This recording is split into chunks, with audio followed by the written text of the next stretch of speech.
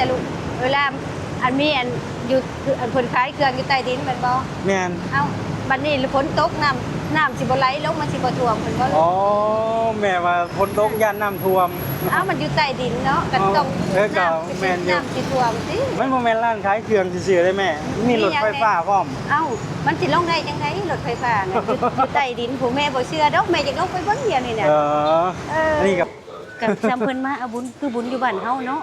คันบ้านเฮาน่ะคันบ่บุญก็บ่เห็นคนจังซี่ได้แม่นบ่คนเราจังซี่ได้ อันนี้อยู่ใต้ดินเลยนี่ ตื่นอยู่ใต้ดินโอ้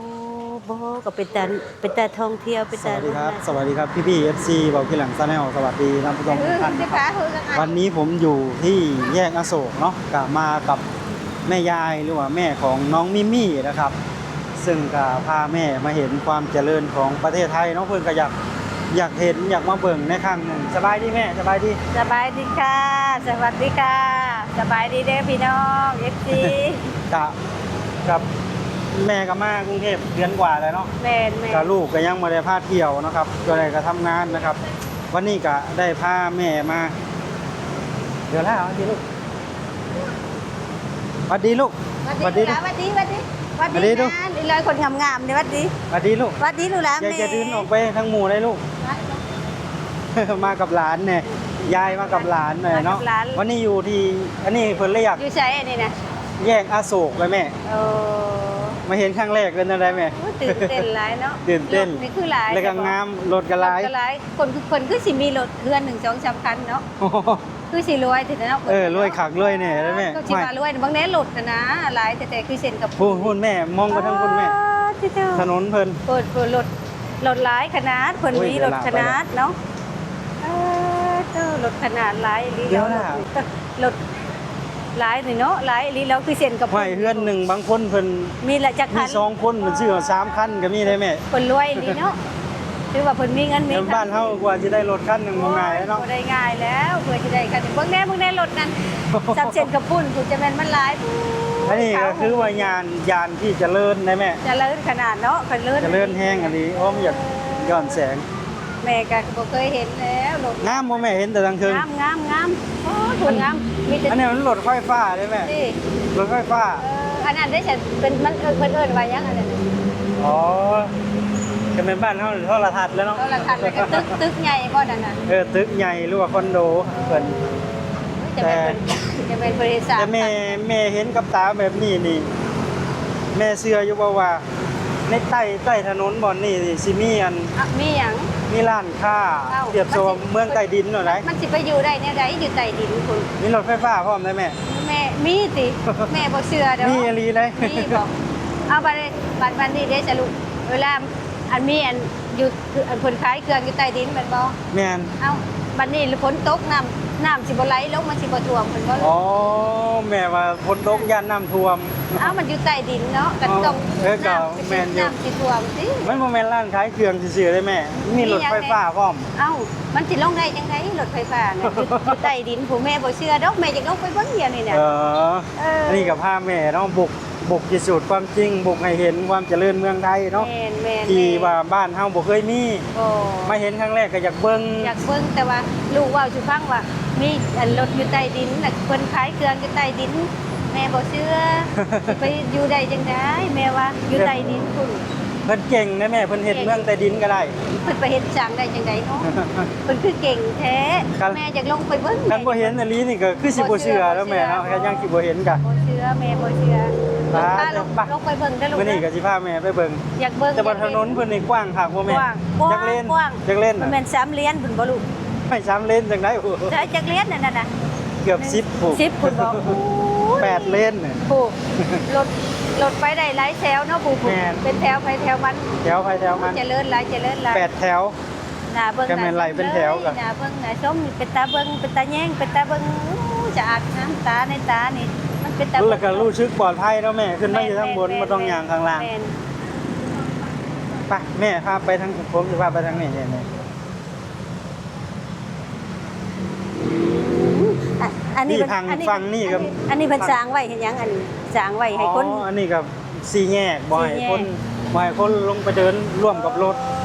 มันสิได้ข้ามถนนแบบปลอดภัยแม่ เพิ่นเคยมาเฮ็ดจับเพิ่นงามแท้ลาดอันปูคักปูแน่เนาะโอ้ เป็นตาเดิน เห็นขยะเห็นขี้เหงื่อบ่แม่ บ่เขาบ่เห็นกี่เหยื่อบ่เห็น เหลื่อมผักปัญญังคนกันหลายๆนี่ คนหลายเพิ่น แม่ ก็บ แม่ คว เห็นบ่หน้าตา สะอด เพิ่น ได้อุ้ยหน้าตามันก็ดีเนาะ นี่แต่ต่างชาติบ่หรือว่าคนไทย แม่นี่แต่ต่างชาติเพิ่นก็ว่า เดี๋ยวพลังเนาะ แม่มีแต่ เพิ่นแม่พักแม่ทางนี้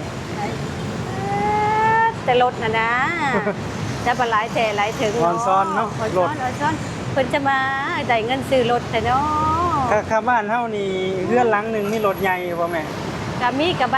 บางเรือนก็บ่มีกู ร้อยหลังคาได้จัก20คันบ่ ว่าประมาณ4บาง10นี่แหละไป อ๋อคันมีร้อยหลังคาได้ประมาณ10คัน ปานนี้แหละว่าหลายเลยนี่นะ อ๋อ ว่าหลายได้อยู่อันนี้อู้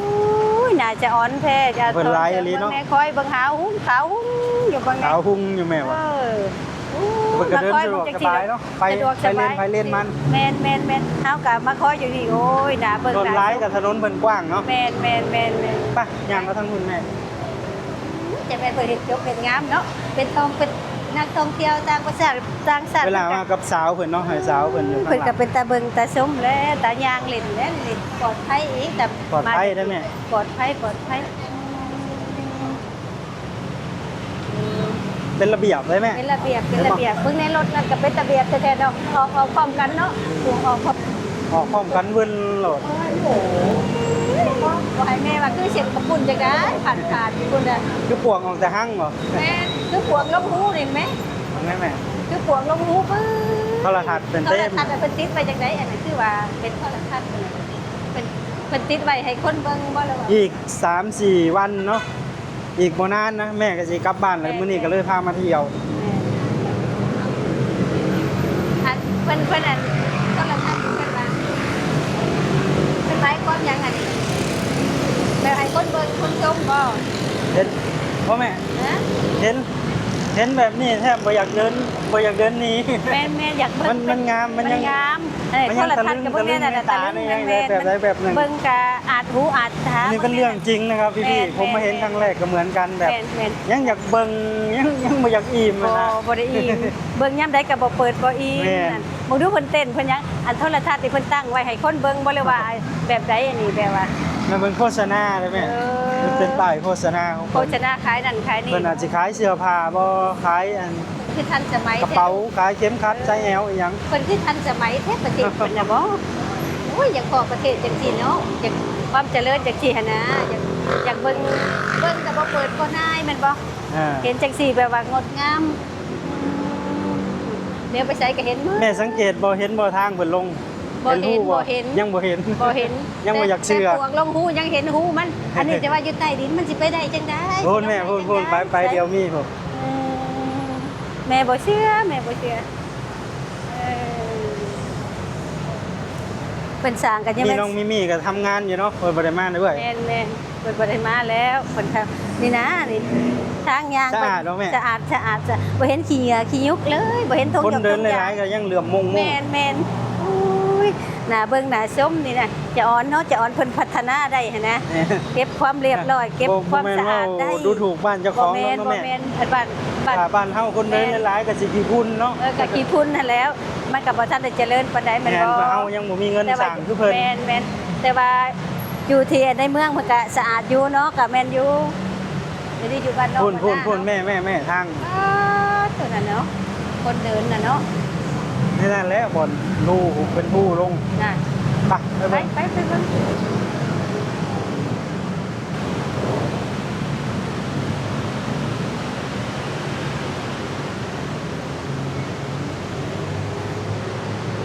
คนเพิ่นไปเที่ยวว่าได้หลายแต่ ที่ข้างบนนี่เพิ่นต่อแถวซื้อ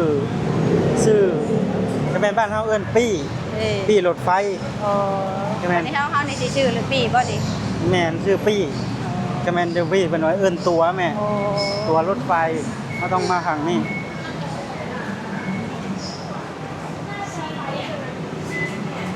นี่ทาง อันนี้เป็นแบบว่าเพิ่นท่องเที่ยวบ่นี่น่ะเป็นย่างไป แม่นเพิ่นมาเที่ยวมาหยังหลายคักคน ไปทางใดไปนี่บ่ ตรงนี้ก็ได้ตรงนี้ก็ได้ อันนี้เพิ่นเฮ็ดไว้เฉพาะทางรถเข็นคนพิการ เพิ่น พิ่นสินั่งรถเข็นไปแบบนั้นเพิ่นเฮ็ดไปให้ทุกคนนี่แม่ลงบันไดนี่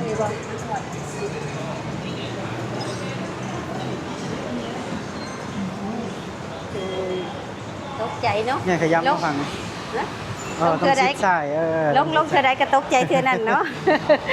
ขนาดทางลงเหมือนก็ยังทันสมัยพ่อแม่ โอ้ยยืนไปโลดบ่ได้ย่างเนาะถึง เดี๋ยว เพิ่น นี้ก็ ว่า เริ่มชินแล้วเนาะแม่ แม่น น้องนี่พาไปหลาย พาไปหลายแล้ว พาไปหลายบ่อนแล้ว แต่ว่ายังอยากตกใจอยู่ได้ แต่ยั สิ ง ขึ้ บ่ น เห็ ที่ น ล บ่ ง อนนี่นี่แม่เขาได้แล้วแม่ นี่ เขาไปเลย เต่านี่เหรอบ่ แม่น บ่ได้เสียเงินบ่ลูก แม่ลองนับสั้นเร็วลงมาจากสั้นแล้ว อันว่าชั้นหนึงได้เนาะ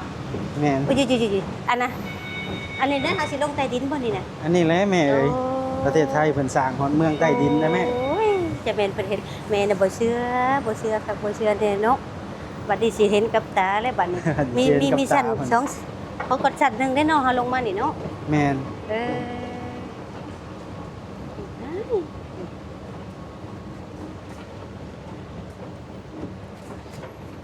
ยังสิชั้นหนึงอีกบ่นี่น่ะ ยังเลย ยังอีกบ่จะเป็นตะมวนแต่ งามพุ่นฮะ จะงามเอ๊ะเป็นตะเบิงแต่เถ ข้าง เนาะ ถึงน่ะมันคือรถแล่นอยู่ได้แม่ โอ้ ถึงหัวเฮานี่ เอ้ยได้งั้นบ่ เฮ็ดคักเฮ็ดแน่ว่ะ ไปเฮ็ดคักเฮ็ดแน่แท้ อ่า เปิดสร้างได้จังได้แม่ว่าเออ แม่ลงมาแล้วรู้สึกอันใด ตื่นเต้นดีใจแบบว่าเพิดเพลินมันสะอาดงามตาเนาะ สะอาด เป็นตะเบิง งามตา ตาสมแท้อันนี้น่ะ หนาวบ่ บ่ได้หนาวแบบว่าพอดีอยู่ก็ว่า เออ ร้อนก็บ่ร้อนพอดี เย็นเนาะเย็นกว่าอยู่เทิง เย็นอยู่ก็อยู่เทิง โอ้ยแม่ลงมาลง เพิ่นจะแม่นเพิ่นเป็นตาท่องเที่ยวแล้วเนาะเป็นตามาเบิ่งโลดเด้นี่น่ะเออ เดี๋ยวสิพาแม่ ใช่ พาแม่มาเบิ่งก่อนร้านขายของก่อน เอ้าเพิ่นมีร้านขายของอยู่พี่บ่ แม่ ลูก มีเบิด ได้ นี่ สิกล้าย่างอยู่พอดีมัน ยัง2-3สั้น ว้าตู้ แม่ก็กล้าย่าง มันเหลือม เฮ็ด งาม คัก โพ เฮ็ ด ดแน่เนาะเออ คักบ่แม่ อุ้ยคักแม่บ่ทัน เจริญครับ แม่บ่ทันได้มาจัก ยั เทื่ งบ่ได้ลงไปสุดเด้แม่นี่ แม่บ่ทันได้มาจักเทื่อได้บางที อ๋อ เนาะแม่นบ่บ่ทันได้เห็นจักเทื่อได้นี่ งามบ่ งาม เหลือมเนาะแบบเจนบ่กล้ามา เออเอาไปนี่เรื่อยๆเพิ่นบ่ได้ว่าหยังบ่ดี บ่ไหว เออบ่ได้เสียค่าหยังอีกเท่านี้น่ะ บ่เข้ามาพี่ ว่าเป็นแต่มาเที่ยวแท้ซั่นนะ อืม คันนี้นี่จะ ป เป็น ระเท มา ศไท เที่ยวย เด้ เที่ยวทั้งข้างล่างก็ได้ทั้งบนก็ได้ เพิ่นคือใจดีแท้เนาะ แม่น อันนี้ก็สิมาเที่ยวเด้ เห็น สิ บ่ ได้ แม่ใต้ถนนได้นี่ นี่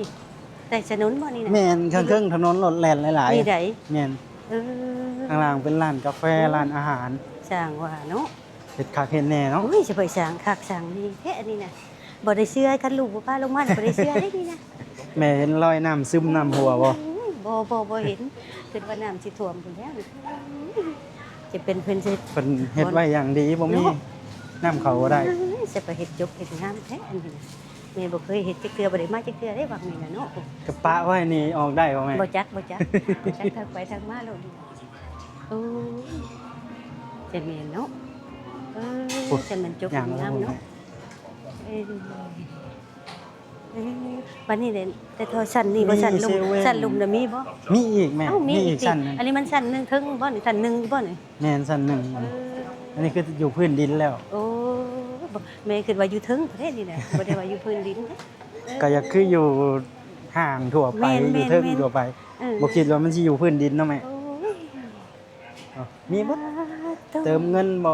เฮ็ดนั่นเฮ็ดนี่ได้เบิดกดเงินก็ได้ได้แม่ ไอ้หยังฮู้เพิ่นว่าเฮ็ดหยังอันนั้นน่ะมันจะเป็นตาเบิ่งแท้อันนั้นน่ะโอ้ยเนาะคันแม่นคือบ้านเฮาก็นางมาลัดตื้อนะ อ๋อนางกะละตื้อ บ้านเฮานางมาลัดตื้อเด้นี่มันเป็นตาเบิ่งแท้ๆเนาะเป็นตาอยากให้บ้านเฮามาเบิ่งเด้ความจบความงามความน่าเบิ่งน่าชมแท้ๆนี่น่ะแม่เลยบ่เคยเห็นแม่บ่ทันได้ลงมา นี่ จัก แม่ เทื่อ มีห้องน้ำอยู่ข้างล่าง โอ้ข้างล่างก็มีห้องน้ำเนาะ อืม โอ้ยแม่ สะ คือ อาดบ่ สะอาดบ่เห็นขี้เหงื่อบ่เห็นถุงหยกถุงยางโอ้ยแม่เลยว่าคิดว่าอันสิลงมามัน ถุงยางนี่คือถุงพลาสติกนะครับพี่ๆชาวบ้านเฮาเรียกถุงพลาสติก เออเพิ่นติดอันนี้เพิ่นหมายความหยังอันนี้ติด จัก ไว้ แล ไฟ อ๋อรถไฟอันนี้รถไฟเวลาขึ้นรถหยัง เพิ่น ติด เตือน ไว้ให้มันงาม เอ แล้ว อ ก็อาจจะมีเอกลักษณ์ของเพิ่นแม่เห็นบ่เพิ่ พิ่นมีบ่อนทิ้งขยะ อันนี้น่ะกะยะบ่นี่นะ แม่น มันก็สะอาดแล้วเฮ็ดจังซี่เนาะบ่ได้ แม่น ทิ่มซะทิ่มไส้หั่นนะ เพิ่นมีไว้ให้ เออ มีถังหลายถังพร้อม เฉพาะแม่ว่าอันคือบ่เห็นทงยกทงจังบ่เห็นขี้เหงื่อขี้ยุมันไปอยู่ในไสแม่ว่าเพิ่นเก็บความสะอาดเรียบร้อยเนาะ น้องแม่อยู่ใต้ดินเพิ่นก็มีถัง อ้าวมีถัง ถัง นี่ ดับ บ่ เพลิงน่ะ โอ้นี่บ่ แม่เคยเห็นบ่อยู่เมืองไทยเวลาภัยใหม่ภัยหยังรถดับเพลิงหรือว่ารถหยังเพิ่นสิไปฮอดไวปึ๊บ นี่บ่ แม่น เอาตัวนี้ไปก่อนแม่นบ่ แม่นขับรถบ่มากเอาตัวนี้ไปก่อน โอ้ ก็มีสายดับเพลิงใหญ่พร้อม เออ สายน้ำใหญ่ใส่ในนี้ก็ได้ โอ้ทันสมัยเนาะ แม่นแต่ละห้างเพิ่นอาจจะบังคับแม่นเป็นกฎหมายของเพิ่นได้ เออเป็นทั ถ้าน บ่มีอันนี้เจ้าก็เฮ็ดห้างบ่ได้ โอ้อัน เจ้า นั้น ต้อง บ่ ได้มีอันนี้ อันนี้บ่อันแม่ว่าเห็นอันหอยไว้ในนั้น แม่น อัน อยู่ตึกเฮาก็มีคือกัน แม่ แม่น ว่าอันหยังเต่าบังซีดบ่แม่ว่าแม่บ่จัก มันเป็นกฎหมายบังคับใช้เลยได้เลยแม่ เออ สิสร้างบ้านหลังใหญ่ๆก็จะต้องมี เออ ถังดับเพลิง เอออันนี้เพิ่นขายบ่นี่เพิ่นคือสิ แม่น ขาย น่าจะเป็นหยอดเหรียญ นี่ หยอดเหรียญ โอ้ หยอดเหรียญแล้วเพิ่นสิติดราคาไว้เด้ อืมอันนี้อีหยังอันนี้เพิ่นเอิ้นตั้ง นี่เป็นที่นั่งสากแบตสากหยังฟรีเด้อแม่ชาร์จไฟฟรี เป็นทันสมัยเนาะเออ ลงมาเนี่ยบ่เจอดอกทางขึ้นทางใด โอ้ยบ่จือแล้วจักสิไปทางใดเลยของก็ได้2ชั้นนั่นนี่เนาะ แม่ ไม่ได้แม่ลงไปนี่ได้แม่ ลงนี่บ่ลงนี่บ่ชั้นหนึงอีบ่ตกลง แม่มีอีก โอ้แม่จะตกใจ ที่เหยียบติด บ่ต้องย่างแล้วแม่บันไดเพิ่นนี่บ่ต้องปีน จะเป็นทั ขึ้ น น สมัยเนาะแม่คิด ทุก ว่า บอนมันสิ โอ้ย แต่เพิ่นก็มีเบิดได้แม่ นี่ อยาก แม่บ่ ขึ้นนี่ก็ได้ อยากเอาแบบธรรมดาก็ได้ มีเบิดมีให้เบิด แม่บ่ได้คิดในพันว่าสิได้มา เพิ่นจะสร้างแบบนี้ไปคู่กัน โอ้แม่สิคิดว่าบ่ได้เหยียบบันไดเดือนแบบนี้จักเทื่อเด้อ อ่ะพี่แม่ ว่าอืมเต็มเนาะจะเป็นจบเป็นงามเนาะ เฮ็ดได้เฮ็ดดีเนาะ จะไปเฮ็ดได้จังได๋จังว่าเออ แม่ลองเบิ่งโลดแถวผาแถวหยังนี่ เห็นบ่รอยน้ำหัวแล้วมี บ่ ทาง มีแม่คือว่าฝนตกลงมามันต้องหัวมาท่วมแม่นบ่อยู่ใต้ดินเนาะ อ่า เออ ลงมาแล้วสะอาดปานหยัง โอ้ยสะอาดแจ้งว่าคือว่าเลยบ่เห็นทงยกทงยางอีหยังเลยบ่เห็นขี้เหยื่อขี้ยุกอิหยังเลยแม่ว่าคือว่าฝนตกลงมามันก็สิหัวลงมามันมาโฮมอยู่พี่ไอ้ขี้ยะกะยิอะนะ อ๋อ แม่คืออะนะ มันไม่แห้งมันอยู่ใต้ถนน บัด เนาะ อยู่ใต้ถนนบัดนี้มันไหลลงมามันก็สิมาโฮมอยู่นี่ความมันแบบว่ากะยะกะยิทงยกทงยางหั่นนะเออโอ้ย โอ้แม่ หึ ยังมีเลยอีก2ชั้นนะ สองชั้นเฮามานี่3ชั้นแล้วได้นี่เนาะ แม่ยังลงไปอีก2ชั้น โอ้โหเป็นสร้างได้สร้างดีเนาะ เป็น5ชั้นอยู่วันนี้ เออ แล้วก็ข้างบนอีก เพิ่นคือทันสมัย ข้างบนอีกก็จักหลายชั้น เพิ่นคือทันสมัยแท้ลูกเนาะ ทันสมัยค่ะ ทันสมัยคักแน่อันนี่นั่น เฮ็ดเมืองใต้ดิน เห็นหมดแม่ก็บ่เคยว่าสิเห็นจังซี่แม่เกิดมาบ่ได้คิดไอ้พันว่าสิเห็นอันใต้ดินจังซี่เนาะ แสดงว่ามากรุงเทพครั้งนี้คุ้มเลย โอ้คุ้มหมดได้เที่ยวหมดเที่ยวได้ใช้กับลูกพาไปเห็นหมดแล้วเออจะแม่นเฉพาะเพิ่น ที ว่า วีเต็มเบิดแม่เอ้ย นั่นแล้วจังว่าเฉพาะ ตามพาตามหยัง เฉพะ ให้ เพิ่น หม มา ด เที่ยวเที่ยวเนาะมันก็เป็นตา แม่น เที่ยวเนาะเออดีนะดีสิจะเป็นคันเว้าคันแม่นเว้าคันเว้านั่นคันบ่ย่องก็พ่อย่องแม่นบ่ แม่ ก็เจริญอหลีก็บ่ได้ว่าอันนั้นเว้านั่นดอกก็เจริญอหลีห้องเฮ็ด คือเจะเลื่อนอหลี เห็นใน ของจริ ตาง เนาะเห็นในตา แม่นเห็นกับ ก็ ตา เว้าอหลีก็ย่องอหลีบ่แม่นเด้อ เฮ็ดได้เฮ็ดดีอห เฮ็ด ลี ได้เฮ็ดดีหยังว่าโอ้ยแปลว่าแม่ก็ชื่นมกชื่นใจ แบบว่ามาประเทศเพิ่นก็เห็นเมิดอีหยังความจ นี่ บ มาสองมือนี้ก็ได้แม่ ความจบความงามแบบ มันเมื่อบัดเที่ยวหน้าเดี๋ยวสิพาลงไป ควา ตัว ม จริง ต้นงามอะนะ เที่ยวนี้พาเบิ่งสำนี่ก่อน แบบว่า นี่เห็นบ่ เออ ทางนี้มันสิมีรถไฟฟ้า อันนี้เฮาย่างเดินลงไปเองบ่นี่เนี่ยย่างได้ แม่นย่างได้ถ้าเฮาซื้อตั๋วรถก่อน โอ้ เดี๋ยวรอบหน้าสิพาลงไปเบิ่ง เออรถไฟฟ้าใต้ดินมันบ่แม่นชั้นเดียวได้แม่ เอามันมีจักสั้นเลยล่ะ ชั้นนี้แล้วก็มีลงไปอีก เอาบัดนี้เพิ่นสิเอารถลงมาได้ไดจังลงมาได้คั่นน่ะ อันนี้ก็งงคือกัน แม่ก็งึดได้อันนี้เนี่ยเอา แล้วรถไฟฟ้าลงมาได้ เอาร แล้ ถ ว มา ไหน ได้จังได๋ ยาวๆนั่นได้ อัน แม่ ยาวๆนั่นแล้วยังว่าแม่งึดนั้นเอาสิลงมาได้จังได๋อายุถึงแล้ว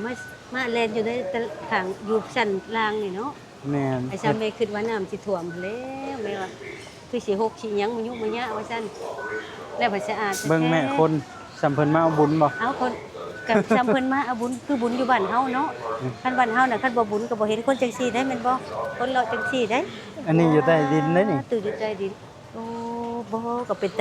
ตาท่องเที่ยวเป็นตาเบิ่งน่าชมแท้ๆได้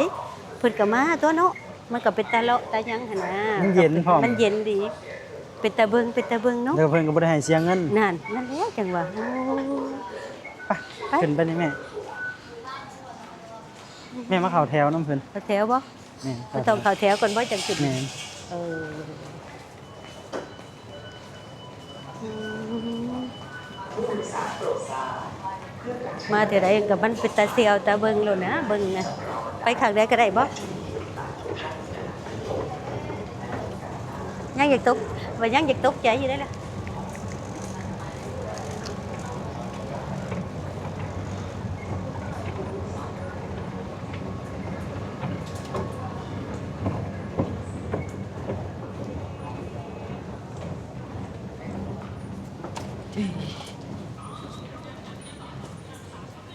แม่มาทาง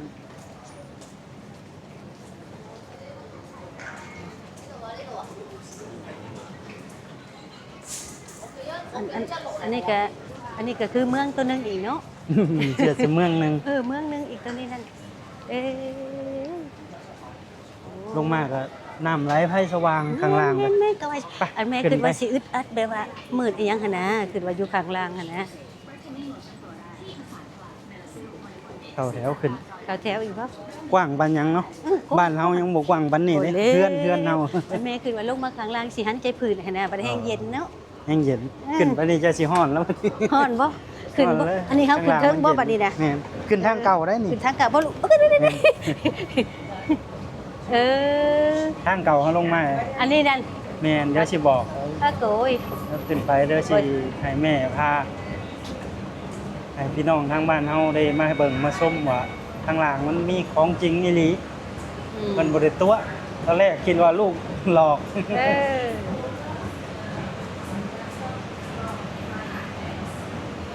อยู่ดิ แม่ แม่นก็สั่นใต้ดินเนาะแม่ แม่นเอาตัวนั้นขึ้นไปพี่หรือว่าหมดเท่านี้บ่ มานี่แม่มาทางนี้ก็ได้ ไหน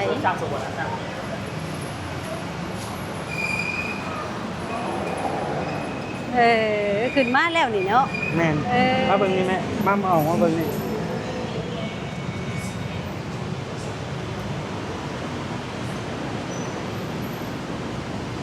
บอกเมื่อกี้เขายืนอยู่เทิงเนาะ เออ เมื่อกี้เขาก็ลงไปในนี่ลงไปในนี่ อยู่พี่บ่เอาลงไปนี้เนาะ แม่นลงไปนี่แล้วมันสิเปรียบเสมือนเมืองหนึงอยู่ใต้ แม่ ใต้ถนนนี่ แม่เออเมืองเวียงจันทร์ค่ะบรรยากาศเนาะ เป็นได้ไหมแม่มาเห็นของจริงแล้วเชื่อว่าวัน เจ้า นี้ จริงเชื่อแล้วลูก เชื่อ ตะกี้แม่ว่าลูก มีอีหลี มีอลีตะกี้แม่ว่าลูกตัวว่า อ๋อ มีอันยุดสใต้ดินกับรถใต้ดินแต่กะตะกี้ไปได้เรือนยังลงไป แม่ละว่าโอ้ยอันมันบ่อนน้ำบ่ท่วมบ่แม่ว่า แรกคิดว่าโดนหลอก หลอกกันหรอกไปแล้ว อัน ไป นี้เชื่อแล้ว เชื่อแล้ว แล้วเมื่อกี้เขาย่างไปขึ้นทางนั้นก็ได้ได้ไหม เอาขึ้นหันบ่ มีทางขึ้นแม่ ก็ลงหันบ่เอาลงพื้นดินนั่นบ่ เขาลงนี่แต่ถ้าไปขึ้นผูก็ได้ คุณบ่ เป็นนี่บอลขึ้นหลายบอล ไกลปานนั้นบ่ใช่น่ะโอ้ เฮ็ดได้เฮ็ดดีดี นี่เนาะ กะ เชื่อแล้วบัดนี้แม่เชื่อแล้วตะกี้แม่บ่เชื่อ อยากให้ เชื่อ คนลาวเฮาเนาะทั้งบ้านถ้ามีโอกาสก็อยากให้มาเบิ่ง อยาก มา ให้ ชม เพิ่นมา กันเนาะ อยู่ว่าสุพังคือสิบ่เชื่อหั่นนะ เมื่อนี่ก็สิได้ว่าสุหมูพังอยู่บ่แม่ ว่าหมู่พังว่าอันนี้รถอยู่ใต้ดินมีหันค่าอยู่ใต้ดินหั่นนะแม่ล่ะ เฮ็ดได้จนเหงึดหลายเนาะแม่ บ่เชื่ออันที่แรกเว้าก็บ่เชื่อว่าอันนี้อยู่ใต้ดินน่ะนะ มันบ่ได้มีร้านค้าอย่างเดียว มันมีรถไฟอ่ะที่แค่เหงึดหลาย นั่นแล้ววันนี้แหละคือว่าสิมีน้ำหงได้อัน อ๋อ ทางลุงน่ะ ลงไปแล้วบ่มีเนาะ คือบ่มี นี่มันห้องน้ำสะดวกสบาย บ่มีหยังเลยเออ เอ้าโอเคสำหรับคลิปวิดีโอนี้ก็พาแม่เนาะมาเบิ่งความเจริญย่านอโศกทางบนนั่นก็คือรถไฟฟ้าอีกแม่ โอ้ ความเจริญย่านอโศกนี่ก็ถือว่าเจริญอีหลีเนาะแม่ เจริญคักเจริญแน่ แม่น เห็นแค่หน้าข้างบนนี่ก็คิดว่าเพิ่นสิบ่มีข้างล่าง บ่มีแม่วะบัดลง ครับ ไป เป็นกำลังใจให้เบาขี้แรงกับแม่ด้วยนะครับพี่ๆเจอกันใหม่คลิปหน้านะครับ เชื่อแล้ว สวัสดีครับ เออ